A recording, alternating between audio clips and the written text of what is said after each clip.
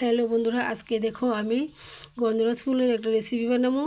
তো গন্ধরাজ ফুলটা দিয়ে চাল বাটা দিয়ে বড়া বানাবো। তো কীভাবে আমি বানাই দেখো। তো প্রথমে আমি ফুলটি বটুরি ফেলাইছি, ফলে ফুলটি ভালো করে ধুয়ে নিয়েছি। তো ওখানে আমি চাল বাটাটা দিয়ে দিব। তো হলুদ গুঁড়ো, লঙ্কার গুঁড়ো, জিরার গুঁড়ো, গরম মশলার গুঁড়ো অল্প দিব, আর কালি জিরা, লবণটা স্বাদ মতো দিবেন। কালি জিরাটা অল্প দিবেন যাতে তিতা না হয়। তো ভালো করে আমি এখন কষলা মেখে নিব। কষলা মাখতে হবে, নাহলে মিশ হইতো না। তো কত সুন্দর করে মিশ হয়েছে দেখেন। তো কড়াইতে আমি সরিষা তেল দিছি। তো বড়াটি দিয়ে দিই। এই ফুলটা দিয়ে কিন্তু আমরা পুজোও দিই, তো ফুলটা খাওয়াও যায়। তো খুব সুন্দর করে বড়াটা হইতেছে দেখেন। তো আমি উল্টাই নিম খুব সুন্দর করে, সুন্দর হয়েছে। আর সাথে কিন্তু লঙ্কা ভাজা করে নেবেন, শুকনো লঙ্কা, কিন্তু খাইতে খুব টেস্টি হয় গরম ভাতের সাথে। যারা খাইছেন তো জানে না, যারা না খাইছেন তারা বানিয়ে খাইবেন।